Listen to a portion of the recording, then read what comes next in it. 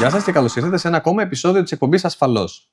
Είμαι ο Παύλος Ακριτίδης, διευθύνων σύμβουλος της εταιρείας SafePlo και μαζί με τους καλεσμένους μας επιχειρούμε να αναδείξουμε τη σημασία της ασφάλειας στην εργασία. Σημερινός καλεσμένος εκπομπής μας είναι ο Τάσος Κρητικός, σύμβουλος υγείας και ασφάλειας, ιδρυτής της εταιρείας ErgoFit Intelligence, η οποία παρέχει συμβουλευτικές υπηρεσίες γύρω από την ασφάλεια και το well-being των εργαζομένων και την εργονομία σε επιχειρήσεις. Τάσο, καλησπέρα και καλώς ήρθες στην εκπομπή μας. Ευχαριστούμε πολύ που είσαι σήμερα εδώ. Εγώ ευχαριστώ για την πρόσκληση και είναι μεγάλη μου χαρά. Θα θέλαμε να μας πεις δύο λόγια πρώτα απ' όλα για σένα και για την πορεία σου και το τι έχεις κάνει σε όλο αυτό το χώρο. Το background μου εμένα είναι πάνω στη φυσικοθεραπεία. Είχε ξεκινήσει πάνω στη φυσικοθεραπεία μάλλον. Και σε κάποια στιγμή, έχοντας αρκετές εικόνες από τους γονείς μου, οι οποίοι ήταν σε βιομηχανικά περιβάλλοντα και σε αποθήκες και χειριστές, ο πατέρας μου ήταν χειριστής καπνικών μηχανημάτων, και από μικρός τους άκουγα για εργατικά ατυχήματα τα οποία είχαν, για τραυματισμούς, για πόνο που αντιμετώπιζαν, και είδα το ότι στην Ελλάδα δίνεται πάρα πολύ μεγάλη βάση ουσιαστικά στην αποφυγή και αποτροπή των εργατικών ατυχημάτων, αλλά δεν δίνεται βάση ουσιαστικά στο ποια είναι η πηγή του προβλήματος. Οπότε αποφάσισα να στραφώ με τις σπουδές μου στο Τεχνικό Πανεπιστήμιο Νίμπος πάνω στην υγεία και την ασφάλεια και με 3 διπλώματα πάνω στην εργονομία. Και ουσιαστικά είδα το ότι υπάρχει ένα πάρα πολύ μεγάλο κενό. Υπάρχει μεγάλη προσοχή, όπως έχουμε πει, πάνω στην αποτροπή των ατυχημάτων, αλλά όχι σε μυοσκελετικούς τραυματισμούς. Η εταιρεία σου, η ErgoFit Intelligence, με τι ακριβώς ασχολείται, δηλαδή τι είναι οι υπηρεσίες που παρέχετε? Οι υπηρεσίες που παρέχουμε είναι υπηρεσίες εργονομίας, wellness, και έχουμε ένα πρόγραμμα το οποίο ονομάζεται OptiWork, το οποίο βέβαια ετοιμάζεται αυτή τη στιγμή, και ουσιαστικά θα είναι μια πλατφόρμα που δίνει 24ωρη υποστήριξη στους εργαζόμενους. Μπορούν να βάλουν το αίτημά τους, ότι έχουμε για παράδειγμα πόνο στη μέση, και ο κατάλληλος επαγγελματίας ουσιαστικά θα έχουν ένα σύντομο call και τους δίνει την λύση ή τουλάχιστον τους προτείνει κάποιες λύσεις. Αν δούμε το ότι το πρόβλημα συνεχίζει και επιμένει μετά από 3 εβδομάδες, τότε έχουμε πιο δραστικές λύσεις για το συγκεκριμένο πρόβλημα. Είναι κάτι πρωτότυπο και κάτι διαφορετικό εδώ πέρα στην Ελλάδα και ευελπιστούμε το ότι θα πιστέψουν περισσότερες εταιρείες αυτό. Ναι, όντως, ακούγεται και καινοτόμο, ακούγεται και αρκετά μπροστά για τα δικά μας δεδομένα. Η αλήθεια είναι ότι το θέμα του podcast μας εδώ πέρα είναι η εργασιακή ασφάλεια. Παρ' όλα αυτά, η εργασιακή ασφάλεια είναι κάτι αρκετά ευρύ και περιλαμβάνει μέσα του και το well-being των εργαζομένων. Ποια είναι η άποψή σου για το σύγχρονο workplace well-being, θα λέγαμε, και ποια είναι η σχέση του που θεωρείς ότι έχει με την ασφάλεια? Η ασφάλεια στην εργασία και το εταιρικό well-being είναι 2 διαφορετικά πράγματα, όπου ίσως σε βάθος χρόνου έχουν την ίδια πορεία. Για ποιο λόγο το λέω αυτό? Διότι δεν μπορεί να υπάρχει well-being αν δεν υπάρχει ασφάλεια στην εργασία. Δεν μπορεί δηλαδή ο εργαζόμενος, όσα χρήματα και να του δώσεις, δεν μπορεί να νιώσει αυτή την ευεξία που λένε όταν πηγαίνει στην εργασία του και δεν γνωρίζει αν θα γυρίσει αρτιμελής στο σπίτι του, αν γνωρίζει το ότι υπάρχουν κίνδυνοι για τους οποίους μάλλον η εταιρεία δεν έχει κάνει τίποτα, ή ότι η άποψή του δεν ακούγεται. Και όσα χρήματα και να του δώσεις, όσες άλλες υπηρεσίες και να του δώσεις, όταν φοβάται για την σωματική του ακεραιότητα, τότε γνωρίζουμε το ότι τίποτα άλλο δεν είναι αρκετό. Μπορεί ίσως για ένα σύντομο χρονικό διάστημα, αλλά όχι σε βάθος χρόνου. Οι ελληνικές επιχειρήσεις με τις οποίες συνεργάζεσαι και έχεις επαφή, θεωρείς ότι κάνουν αυτά που πρέπει στο πλαίσιο της πρόληψης μυοσκελετικών τραυματισμών και άλλων προβλημάτων εργασίας σε υπαλλήλους γραφείου, θα λέγαμε κυρίως? Ωραία. Αυτό που μπορώ να πω εγώ είναι το ότι οι εταιρείες μέχρι στιγμής που έχουμε συνεργαστεί δείχνουν το ότι θα κάνουν το extra mile, διότι η εργονομία είναι extra mile για τα ελληνικά δεδομένα. Στο εξωτερικό είναι στάνταρ. Υπάρχει εργονόμος, ακριβώς, υπάρχει εργονόμος μέσα στην εταιρεία. Αλλά στην Ελλάδα, αν μιλήσουμε γενικότερα, το μεγαλύτερο πρόβλημα που υπάρχει με την πρόληψη των μυοσκελετικών τραυματισμών είναι το ότι δεν λαμβάνεται κανένα μέτρο. Όπως είπαμε, λαμβάνονται όλα τα μέτρα. Είναι μάλλον μέχρι εκεί που φτάνει το χέρι του νόμου. Μέχρι εδώ φτάνει το χέρι του νόμου. Μέχρι εδώ θα κάνουμε. Ό,τι έξτρα κάνουν έχει να κάνει με την κουλτούρα της εκάστοτε εταιρείας και αν αυτή υποστηρίζει τέτοιες ενέργειες. Και μια που ανέφερες στην κουλτούρα, είναι κάτι που χτίζεται από πάνω προς τα κάτω ή το αντίστροφο στην ουσία οι ελληνικές επιχειρήσεις πείθονται στο να επενδύσουν σε κάτι το οποίο δεν φαίνεται να έχει άμεσα αποτελέσματα και είναι κάτι μακροπρόθεσμο. Η κουλτούρα χτίζεται από πάνω προς τα κάτω. Ποτέ το ανάποδο. Αν, για παράδειγμα, η διοίκηση δίνει τις σωστές οδηγίες και όπως έχουν πει και άλλοι καλεσμένοι στο δικό σας podcast, η διοίκηση είναι αυτή που δείχνει το δρόμο. Όταν, για παράδειγμα, έχουμε πει 5 συγκεκριμένα πράγματα που πρέπει να ακολουθεί ο κάθε εργαζόμενος και έρχεται κάποιος άνθρωπος από τη διοίκηση στον συγκεκριμένο χώρο που πρέπει να λειτουργούμε με συγκεκριμένο τρόπο και κάνει εντελώς τα αντίθετα, τότε δεν δίνει το παράδειγμα. Σωστό. Είναι όπως αυτό που λένε ο γονέας και το παιδί. Πρέπει πάντα ο γονέας να είναι το παράδειγμα και όχι να λέει τι πρέπει να γίνει και να κάνει τα αντίθετα. Όπως κάνανε πολλές φορές, λέγανε παιδί μου μην καπνίσεις και ήταν με το τσιγάρο στο στόμα. Σωστό. Πρέπει να είσαι το παράδειγμα. Έτσι και η διοίκηση πρέπει να είναι το παράδειγμα για τον εργαζόμενο. Και αντίστοιχα να επιβραβεύει τις σωστές συμπεριφορές, όπως μας έχουν πει και άλλοι καλεσμένοι. Και εδώ να παρατηρήσω κιόλας ότι έχουμε και ένα φανατικό ακροατή από ό,τι φαίνεται του podcast. Η αλήθεια είναι αυτή. Ναι. Τους έχω δει και όλους τους άλλους καλεσμένους και συμφωνώ με όλα όσα λένε σχεδόν. Όσον αφορά την ερώτηση το πώς μπορούμε να πείσουμε τη διοίκηση να επενδύσει κάτι που δεν φαίνεται άμεσα, αν μιλήσουμε για την Ελλάδα, τότε είναι σαν κυνήγι μαγισσών.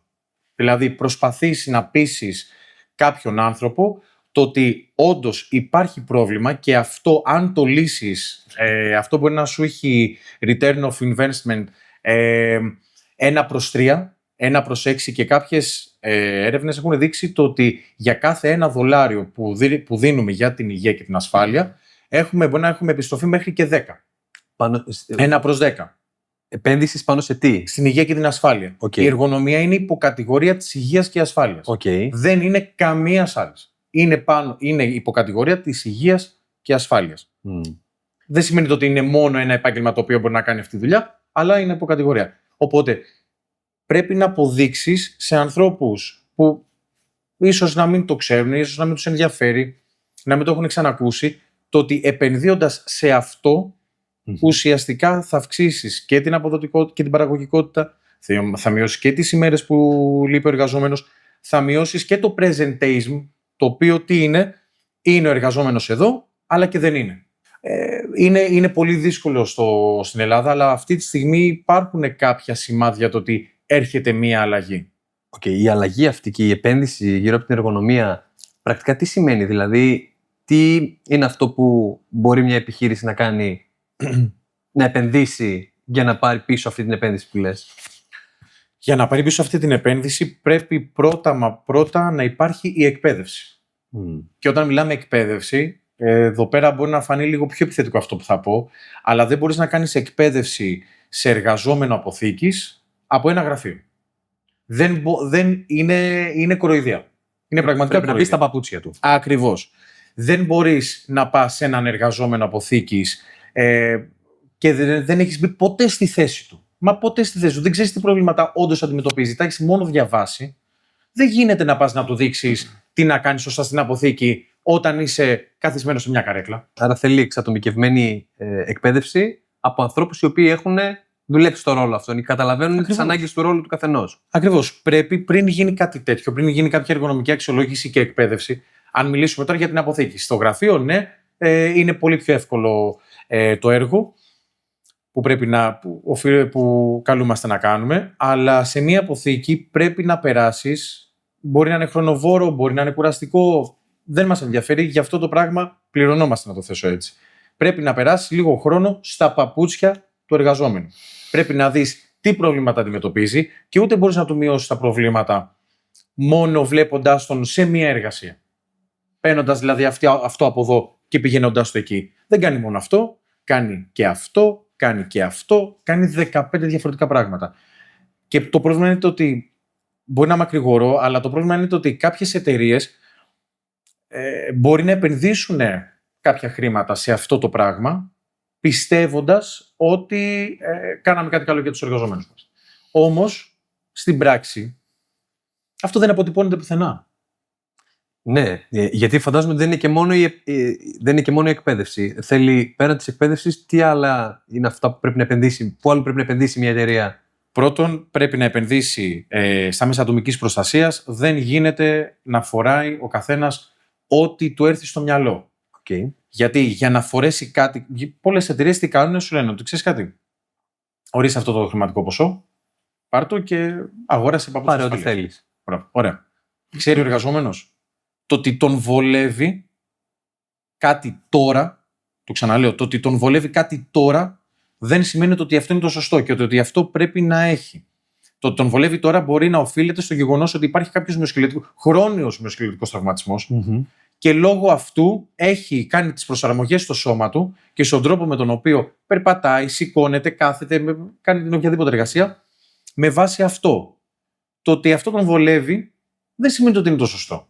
Γιατί πολλές φορές δεν αγοράζουν το προϊόν ή δεν χρησιμοποιούν ένα προϊόν με βάση το τι θα τους βολέψει σε βάθος χρόνου. Για παράδειγμα, υπάρχουν διαφορετικού τύπου παπούτσια που θα φορέσει κάποιος που περπατάει πολύ και διαφορετικά παπούτσια θα φορέσει κάποιος ο οποίος κάνει μια δουλειά στατικής ορθοστασίας. Ακριβώς.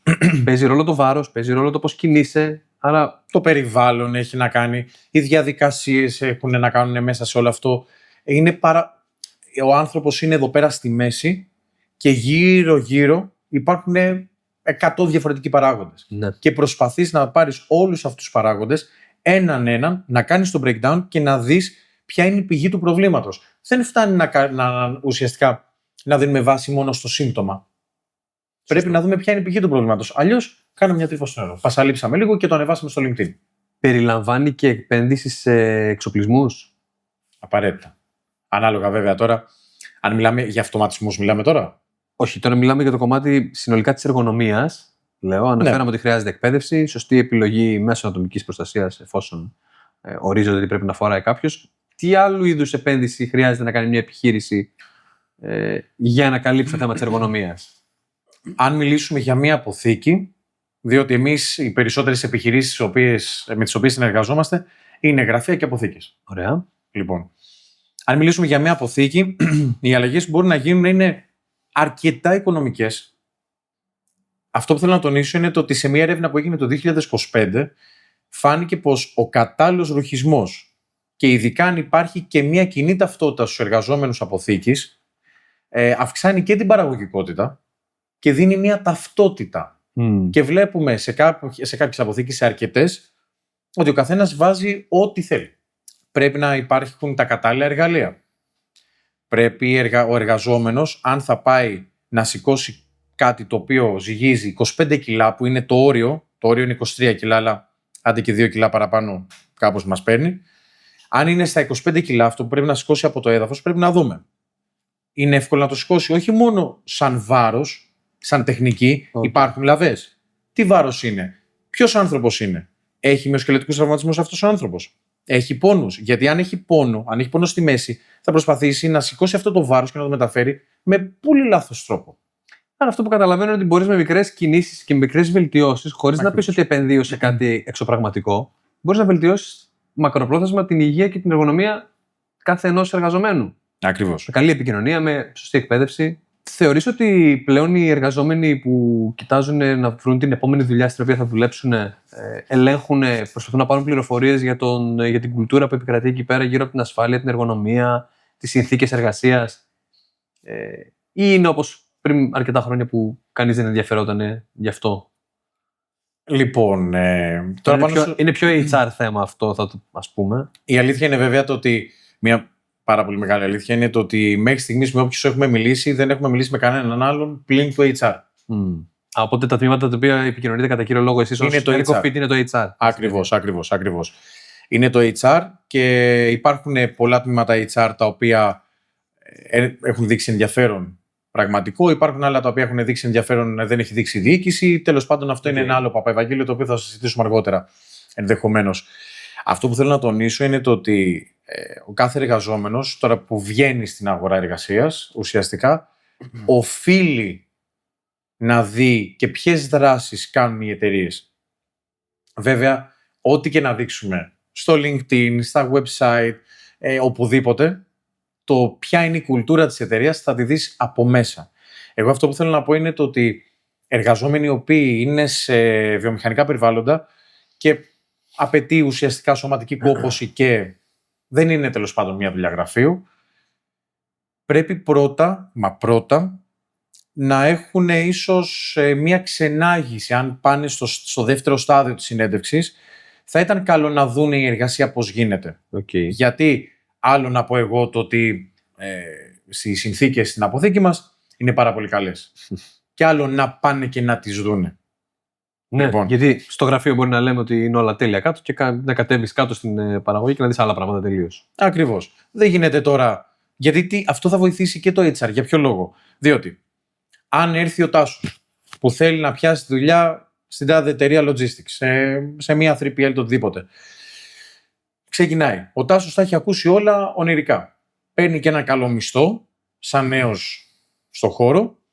Ωραία, και έχει και το HR το κεφάλι του ήσυχο, το ότι ωραία, ναι, βρήκαμε άνθρωπο που ψάχναμε και ηρεμήσαμε. Και ξαφνικά πηγαίνει ο Τάσος σε αυτόν τον χώρο, βλέπει ότι δεν έχει καμία σχέση αυτό που άκουσε με αυτό που βλέπει, οπότε αρχίζει αυτομάτως και στο μυαλό του δημιουργούνται αρνητικά συναισθήματα. Συν το τι θα δει ακόμα εκεί, συν το τι θα ακούσει ακόμα εκεί, συν το τι θα κάνει, και θα έρθει σε ένα πολύ σύντομο χρονικό διάστημα που θα πει ο Τάσος, παιδιά, εγώ δεν θέλω, θα φύγω. Και ξαφνικά το HR μένει ξεκρέμαστο και έρχεται μετά η διοίκηση και λέει: παιδιά, αυτός γιατί έφυγε? Και δεν μπορεί να το εξηγήσουν κιόλας μετά. Ακριβώς. Ποιοι είναι οι μερικοί κίνδυνοι που συναντάμε συχνά σε ένα τυπικό περιβάλλον γραφείου και συχνά τους αγνοούμε? Τυπική. Πρώτον, ίσως 9,5 στις 10 εταιρείες, έχω ακούσει για απειροελάχιστες εταιρείες να το έχουν κάνει αυτό, να υπάρχει εργονομικός εξοπλισμός. Και όταν μιλάμε για εργονομικό εξοπλισμό, δεν εννοούμε για ένα γραφείο και μια καρέκλα η οποία θα κοστίζουν 2.000 ευρώ στο σύνολο. Μιλάμε για απλά πράγματα. Έχω πάει δηλαδή σε εταιρείες και έχω δει καρέκλες όπου έχει εκφυλιστεί πια τόσο πολύ καρέκλα που είναι σαν να κάθονται πάνω στο σίδερο. Εταιρείες που δεν είναι το ότι δεν έχουν λεφτά.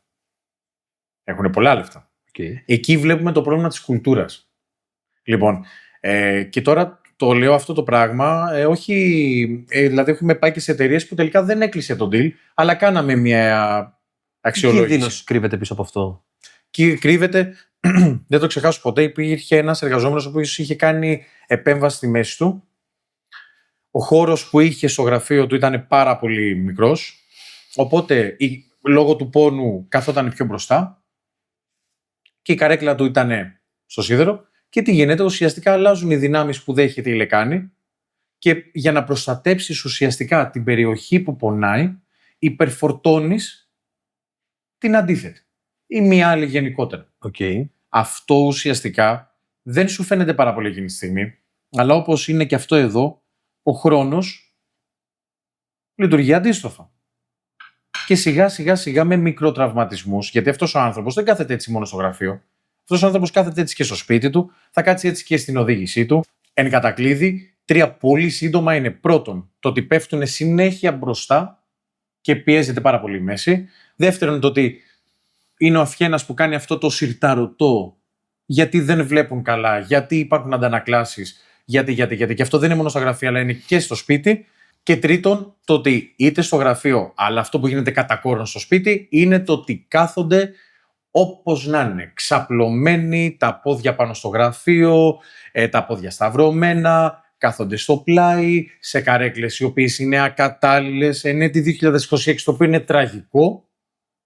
Υπάρχει γνώση πια, δεν γίνεται πια να καθόμαστε σε καρέκλες κουζίνας, τραπεζαρίας, στο πάτωμα, οι feedball που χρησιμοποιούν, όλα αυτά είναι για πολύ λίγο. Δεν είναι για μία 8ωρη, 9ωρη, 10ωρη εργασία. Δεν είναι για όλη μέρα. Ακριβώς. Είναι για λίγο. Για λίγο είναι μια χαρά. Είδαμε μια άνοδο της τηλεργασίας τα προηγούμενα χρόνια. Θεωρείς ότι ένας εργοδότης ο οποίος πραγματικά ενδιαφέρεται για να διασφαλίσει την εργονομία του εργαζόμενου που δουλεύει από το σπίτι του, μπορεί να το πετύχει αυτό, μπορεί να το επηρεάσει? Σαφώς και μπορεί. Αυτό που είναι αξιοσημείωτο είναι πως από το 2020 μέχρι το 2021 αυξήθηκαν οι αναφερόμενοι μυοσκελετικοί πόνοι από το 65% νομίζω και έφτασε στο 82%. Στο συγκεκριμένο, όπως βλέπουμε, δεν φταίει ο εργοδότης. Στο συγκεκριμένο φταίνουν οι συνήθειες του εργαζομένου. Και αυτό που δείχνουν επίσης άλλες έρευνες είναι πως για το 80% των μυοσκελετικών πόνων σε εισαγωγικά ασφαλές εργασιακό περιβάλλον, ευθύνεται ο εργαζόμενος και όχι η επιχείρηση. μόνο για το 20% ευθύνεται η επιχείρηση. Οπότε στο σπίτι του εργαζόμενος, αυτό που μπορεί να κάνει ο εργοδότης του, γιατί υπάρχουν πολλές εταιρείες οι οποίες όντως ενδιαφέρονται και όχι μόνο για να το ανεβάσουν και για επικοινωνιακούς λόγους. Υπάρχουν εταιρείες οι οποίες μπορούν να κάνουν το extra mile. Και αυτό ποιο είναι? Να παρέχουν την εκπαίδευση που απαιτείται για την τηλεργασία, δηλαδή εργονομία στο σπίτι, με βάση αυτά που έχει ήδη ο εργαζόμενος. Μπορεί να δώσουν ένα voucher για την αγορά εξοπλισμού στο σπίτι. Εργονομικού εξοπλισμού. Ακριβώς. Να δώσουν ένα χι ποσό, για παράδειγμα. Ναι, γιατί στο σπίτι η αλήθεια είναι ότι και λόγω των συνθηκών πολλοί δουλεύουν από όπου βρούνε. Στην τραπεζαρία, στο γραφείο που έχουμε, στον καναπέ. Οπότε... Και μέχρι το 2020-2021 πολλοί δεν ξέρουν την τηλεργασία. Ναι. Η τηλεργασία ξεκίνησε μετά. Οπότε ήταν απροετοίμαστοι. Αλλά ουσιαστικά πρέπει να γνωρίζουν και οι εργαζόμενοι τι εστί εργονομικός εξοπλισμός για να τον αγοράσουν. Αλλά ναι, υπάρχουν πολλά πράγματα που μπορούν να κάνουν. Δεν μπορούν να διασφαλίσουν στο 100% το ότι θα τα ακολουθήσει ο εργαζόμενος. Εδώ δεν μπορούν να το διασφαλίσουν και στο γραφείο τους. Στο εργασιακό περιβάλλον. Ακριβώς, στο εργασιακό περιβάλλον. Διότι τα καλύτερα εφόδια να δώσει στον εργαζόμενο, αν ο ίδιος επιμένει στο να μην αλλάζει, τότε τι να σου κάνει και η διοίκηση. Ναι, σωστό. Πες μου λίγο, ποια είναι η γνώμη σου για τα γραφεία ρυθμιζόμενου ύψους και τις εναλλακτικές μορφές καθίσματος? Είναι μια μόδα απλά ή όντως έχει έρθει και λύνει ένα πραγματικό πρόβλημα, θεωρείς? Θεωρώ ότι τα γραφεία ρυθμιζόμενου ύψους είναι από τις καλύτερες επενδύσεις που μπορεί να κάνει μια εταιρεία που έχει γραφεία. Είναι από τις πραγματικά καλύτερες επενδύσεις. Αυτό βέβαια μπορεί να γίνει και σε βιομηχανικά περιβάλλοντα. Διότι αλλάζεις ουσιαστικά το ύψος στο οποίο εργάζεται το προσωπικό σου. Αν μιλήσουμε τώρα όμως για τα γραφεία, είναι πάρα πολύ καλό. Οι άνθρωποι είναι όλοι διαφορετικοί. Το πρόβλημα είναι το ότι τα περισσότερα γραφεία έχουν φτιαχτεί με βάση τον μέσο άντρα. Οπότε γι' αυτό πολλές φορές, και οι καρέκλες, οπότε γι' αυτό πολλές φορές βλέπουμε το ότι οι γυναίκες, αν φτιάξουν την καρέκλα τους π.χ., τα πόδια τους είναι στον αέρα. Αυτό, ένα γραφείο ρυθμιζόμενου ύψους και μια καλή καρέκλα, μπορούν να το εξαλείψουν.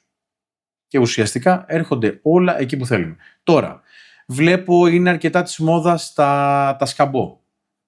Τα kneeling chair που λέγονται. Είναι πολύ της μόδας το να καθόμαστε πάνω σε football, στις μεγάλες μπάλες. Μπράβο. Άλλοι το λένε yoga ball, άλλοι το λένε όπως θες. Τέλος πάντων, στις μεγάλες φουσκωτές. Δεν έχει κάποιο νόημα αυτό? Είναι πάρα πολύ ωραίο για πολύ λίγο. Δεν μπορείς όμως, θέλω να βάλεις τον εαυτό σου τώρα και να σκεφτείς ότι πρέπει να κάνεις μια εργασία η οποία απαιτεί προσοχή. Πόσο εύκολο σου είναι να είσαι προσιλωμένος στην εργασία σου και να κάθεσαι πάνω σε μια μπάλα που ψιλοκινείσαι. Τα γραφεία ρυθμιζόμενου ύψους έχουν το καλό, όλο αυτό που λέμε, το ότι μπορεί να μειώσουν τους μυοσκελετικούς πόνους αν χρησιμοποιηθούν σωστά, και τα καρδιακά προβλήματα, όπως δείχνουν οι έρευνες. Όμως δεν είναι για εργασία η οποία απαιτεί μεγάλη προσήλωση. Η εργασία που απαιτεί μεγάλη προσοχή πρέπει να είμαστε καθιστοί και να είναι όλα αριθμισμένα ώστε να μπορούμε να επικεντρωθούμε μόνο σε αυτό. Τώρα, όταν είμαι πάνω σε μια μπάλα, έχω δει και την άλλη τη μόδα που είναι πάνω σε διάδρομο. Υπάρχει διάδρομος. Ναι, υπάρχει και αυτή η μόδα, έχει έρθει αυτό το trend τέλος πάντων και το διαφημίζουν κιόλας. Σε διάδρομο. Σε διάδρομο να περπατάς δηλαδή την ώρα που δουλεύεις. Σε διάδρομο. Που πολλοί άνθρωποι πέφτουν στο ίσωμα. Και τώρα θα έχω και τον υπολογιστή μπροστά και θα πάω στο διάδρομο για να αυξήσω τα βήματα. Αυτή είναι μία από τις λύσεις, τις τουλάχιστον κουτές και ανούσιες λύσεις και επικίνδυνες επίσης. Αν πέσει από το διάδρομο. Κρύβει πολλούς κινδύνους, βέβαια. Ακριβώς. Δηλαδή θα κάθομαι εγώ τώρα να κάνω δουλειά που απαιτεί προσοχή και θα έχω και το διάδρομο. Είναι αστεία αυτά τα πράγματα. Είσαι και πιστοποιημένος επιθεωρητής για το ISO 45001. Πες μας δύο λόγια λίγο. Τι ακριβώς είναι αυτό το πρότυπο? Είναι ένα διεθνές πρότυπο το οποίο διασφαλίζει την υγεία και ασφάλεια στην εργασία. Το οποίο βέβαια η διαφορά του με άλλα ISO είναι πως ο εργαζόμενος ουσιαστικά έχει ενεργό ρόλο στην λήψη των αποφάσεων. Και γενικότερα το 45001 το χρησιμοποιούν πάρα πολύ για την ενίσχυση της κουλτούρας Οπότε, γιατί εμπλέκει τον εργαζόμενο, οπότε αυτομάτως δημιουργεί και ενισχύει την κουλτούρα ασφάλειας και το παίρνει από τη γραφειοκρατική του, σκοπιά μόνο. Ακριβώς. Γιατί πια παίρνει τον εργαζόμενο και ρωτάς ποια είναι τα προβλήματα. Δηλαδή αυτό πρέπει να υπάρχει μέσα. Είναι μια πολύ σοβαρή προϋπόθεση για να υπάρξεις και ουσιαστικά να λάβεις την πιστοποίηση του ISO 45001. Αυτό αφορά μεγάλες εταιρείες μόνο? Όχι. Αφορά όλες τις εταιρείες. Που απασχολούν προσωπικό. Μπορεί να το έχει δηλαδή και μια εταιρεία με 5 άτομα. Γενικότερα το ISO 45001 το χρησιμοποιούν μεγαλύτερες εταιρείες που έχουν περισσότερο προσωπικό και θέλουν να δείξουν ουσιαστικά ένα είδος αφοσίωσης και δέσμευσης για την υγεία και ασφάλεια στον εργασιακό χώρο, και είναι κάτι το οποίο όσοι γνωρίζουν για το 45001 κατανοούν πως είναι κάτι πάρα πολύ καλό και κάτι το οποίο τραβάει σαν μαγνήτη αρκετούς εργαζόμενους. Θέλω να πάμε λίγο τώρα να μιλήσουμε για την μυοσκελετική υγεία. Αρχικά, έτσι, θέλω να μας πεις ποιο θεωρείς το top 3 περιπτώσεων μυοσκελετικών τραυματισμών, τα οποία με σχετικά μηδενικό κόστος θα μπορούσαμε να τα είχαμε αποφύγει. Έχει διαφορά αν μιλάμε για γραφεία ή αποθήκες. Ας πιάσουμε την αποθήκη, που είναι ίσως πιο απαιτητικό. Στην αποθήκη έχουν τεράστιο και νούμερο ένα πρόβλημα, είναι η μέση, μετά ακολουθεί ο αυχένας και τα γόνατα. Διότι αυτές είναι οι περιοχές που παίρνουν το περισσότερο φορτίο. Ωραία. Στην περίπτωση του γραφείου, οι περιοχές στις οποίες αντιμετωπίζουν περισσότερους μυοσκελετικούς τραυματισμούς είναι νούμερο ένα ο αυχένας, μετά η μέση και μετά η καρπή. Okay. Ενώ στην αποθήκη είναι πρώτα η μέση. Βέβαια, ο μηχανισμός τραυματισμού είναι εντελώς διαφορετικός. Στην αποθήκη, κατά βάση, είναι πιο δύσκολες κινήσεις, πιο απαιτητικές για το σώμα. Θα σηκώσουν περισσότερα βάρη, είναι άλλες οι επαναλαμβανόμενες κινήσεις. Οπότε είναι εντελώς διαφορετικό. Ουσιαστικά τραυματίζεται με την ένταση. Okay. Ενώ στην περίπτωση του γραφείου τραυματίζονται με την μικροφθορά. Λίγο. Ακριβώς. Έρχεται ο τραυματισμός με μικροτραυματισμούς που στην αρχή δεν δίνουμε ιδιαίτερη βάση και γίνονται όλο και πιο συχνοί, όλο και πιο έντονοι, όλο και πιο συχνοί, όλο και πιο έντονοι. Αυτό αφορά και τα δύο περιβάλλοντα, μέχρι που φτάνει η στιγμή που πια έχει φτάσει στο απροχώρητο. Στην αποθήκη υπάρχει σωστός τρόπος να σηκώνουμε βάρη? Υπάρχει μία φιλοσοφία, υπάρχουν δύο σχολές για το συγκεκριμένο. Η μία σχολή λέει ναι, η άλλη λέει το ότι όχι, ο σωστός τρόπος είναι όπως εσένα βολεύει. Ωραία. Εγώ πιστεύω ότι αυτοί που λένε πως είναι ο τρόπος με τον οποίο σε βολεύει, δεν έχουν δουλέψει ούτε μία φορά σε αποθήκη. Είναι ναι μεν ο τρόπος με τον οποίο σε βολεύει για μία-δύο φορές. Ωραία. Πήγαινε 20% φορές λάθος και έλα σε βάθος χρόνου να δούμε αν κάτι τέτοιο ισχύει. Αν υπάρχει σωστός ή όχι τρόπος. Ουσιαστικά με την εργονομία μειώνουμε τις πιθανότητες. Δεν εξαλειφούμε τέλος τον κίνδυνο. Μειώνουμε τις πιθανότητες να τραυματιστεί ο εργαζόμενος. Πάμε λίγο να μιλήσουμε για στρες. Πώς θεωρείς ότι επηρεάζει ο χώρος εργασίας το στρες του εργαζόμενου? Παίζει πάρα πολύ σημαντικό ρόλο. Στην εργονομία υπάρχει το physical ergonomics και το cognitive ergonomics, δηλαδή γνωστική εργονομία. Και έχει να κάνει με το πώς επηρεάζει το στρες, το σώμα σου και τους μυοσκελετικούς πόνους. Υπάρχουν πάρα πολλές έρευνες οι οποίες ουσιαστικά συνδέουν το στρες με τον πόνο στη μέση και η μία του Harvard, η οποία είχε δείξει πως οι άνθρωποι που έχουν έντονο στρες έχουν 4 φορές περισσότερες πιθανότητες να εμφανίσουν πόνο στη μέση, και όσοι έχουν πόνο στη μέση χρόνιο έχουν 4 φορές περισσότερες πιθανότητες να εμφανίσουν υψηλά επίπεδα στρες. Άρα το ένα επηρεάζει το άλλο. Ακριβώς. Όταν είμαστε αγχωμένοι και είσαι στο γραφείο τώρα, δεν είναι όμισο αυτόματα ανασηκωμένοι. Αλλάζει στάση, αλλάζει στάση του σώματος. Μπαίνει σε μια στάση άμυνας. Αυτό ισχύει και στην αποθήκη, αυτό ισχύει και στα σούπερ μάρκετ, ισχύει και σε ένα εργοτάξιο και σε μια μονάδα παραγωγής, ισχύει παντού. Είναι άρρηκτα συνδεδεμένη η ψυχολογία με την ένταση των μυοσκελετικών πόνων και είναι κάτι το οποίο πρέπει ουσιαστικά να καταλάβουν και στο HR, πρέπει να καταλάβουν και στη διοίκηση γενικότερα, το ότι ό,τι και να κάνεις για τον εργαζόμενό σου, αν είναι μόνιμα, κυνηγάει τα deadlines, μπορεί να υπάρχουν διακρίσεις, γι' αυτό και πια έχει δοθεί πάρα πολύ μεγάλη έμφαση στην εξάλληψη του discrimination, όπως λένε, τα οποία πράγματα επηρεάζουν το well-being του εργαζόμενου. Συνολικά. Ακριβώς. Αν είναι σίγουρος ότι αυτή η δουλειά δεν θα τον απολύσουν αύριο μεθαύριο ανευλόγου και αιτίας, αν νιώθει οικονομική ασφάλεια, όλα αυτά είναι μέσα στο well-being. Δεν είναι το well-being πια όπως ήταν παλιότερα. Οπότε ναι, παίζει πάρα πολύ σημαντικό ρόλο το στρες. Ένας εργαζόμενος έτσι για να πει ότι από αύριο το πρωί αλλάζω κάτι στην καθημερινότητά μου για να τονώσω την ευεξία την προσωπικά τη δική μου, χωρίς να περιμένω από την επιχείρηση κάτι. Σηκωθείτε. Σηκωθείτε, όπως λέγανε, από καρέκλες, από τραπέζια, από παντού. Σηκωθείτε όσες πιο πολλές φορές μπορείτε. Η κίνηση δηλαδή. Ακριβώς. Το σώμα μας είναι φτιαγμένο για να έχει κίνηση, για να υπάρχει η αιματική ροή. Όταν εμείς καθόμαστε ή ακόμα και όταν δουλεύουμε, κάνουμε μια δουλειά η οποία απαιτεί πάρα πολύ έντονη ορθοστασία, αλλά είμαστε στάσιμοι, μειώνεται η ροή του αίματος. Okay. Χρειάζεται να υπάρχει αυτή η κίνηση. Γενικότερα να ξέρουμε το ότι η γάμπα είναι η τρόμπα της καρδιάς. Οπότε εμείς όταν περπατάμε. Την αναφέρουν σαν δεύτερη καρδιά. Ναι. Στη φυσικοθεραπεία τότε αυτό μας λέγανε ότι είναι η τρόμπα της καρδιάς. Το νόημα είναι ότι πρέπει να σηκωνόμαστε. Και αυτό που θέλω επίσης να τονίσω είναι πως για να γίνει αυτό το πράγμα πρέπει να νιώθει ο εργαζόμενος ότι δεν έχει απέναντί του ανθρώπους οι οποίοι θα τον κατακρίνουν. Γιατί σου λέει, ωραία, εγώ να τα ακολουθήσω αυτά που είπε αυτό στο podcast εκεί. Και άντε και να σηκωθώ. Αν σηκώνομαι μία φορά κάθε 45 λεπτά, κάποια στιγμή θα γυρίσουν οι συνάδελφοι και θα μου πούνε, καλά, εσύ τι κάνεις τώρα. Οπότε γι' αυτό λέμε ότι είναι θέμα κουλτούρας. Κουλτούρα συνολικά. Ακριβώς. Στο ρόλο του Health and Safety συμβούλου, πώς το βλέπεις να εξελίσσεται τα επόμενα χρόνια? Η αλήθεια είναι πως τώρα που μπήκε το AI και έχει μπει με τόσο γρήγορους ρυθμούς, έχουν υπάρξει πάμπολες πλατφόρμες, στις οποίες ουσιαστικά από εκεί που ένα τμήμα Health and Safety απασχολούσε 10 άτομα, ξαφνικά άρχισε να απασχολεί λιγότερους, διότι βάζαν όλα τα στοιχεία μέσα στην πλατφόρμα και αυτή σου έβγαζε αυτόματα τα αποτελέσματα. Okay. Και είχε έρθει αυτό το τρένο και είχαν ανέβει όλοι πάνω.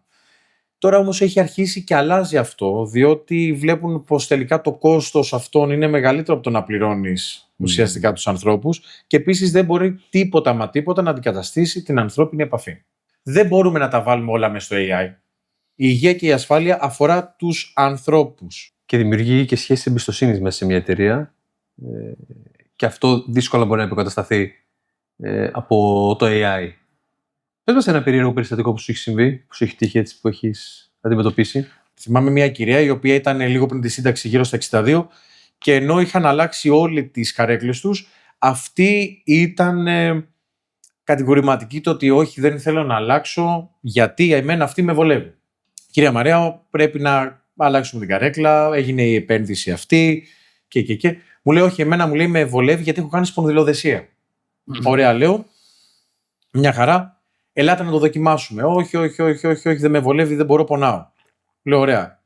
Κάντε το μου για χάρη. Είχαμε αναπτύξει μια καλή σχέση. Λέω, κάντε το για χάρη για μένα. Και κρατήστε την μία εβδομάδα και αν δεν σας αρέσει, την αλλάζουν. Για 2-3 μέρες γκρίνιασε πάρα πολύ άσχημα. Είχε φτάσει σε σημείο και με έχει πάρει τηλέφωνο και με παίρνει τηλέφωνο και μου λέει, Τάσο, μου λέει, πονάω. Τέλος πάντων, λέω, δώστε λίγο χρόνο. Λοιπόν, από την επόμενη εβδομάδα έγινε λάτρης της καρέκλας. Ξαφνικά. Και αυτό είναι ένα παράδειγμα του ότι ο άνθρωπος γενικότερα είναι αρνητικός στην αλλαγή. Υπάρχει αντίσταση στην αλλαγή. Ακριβώς.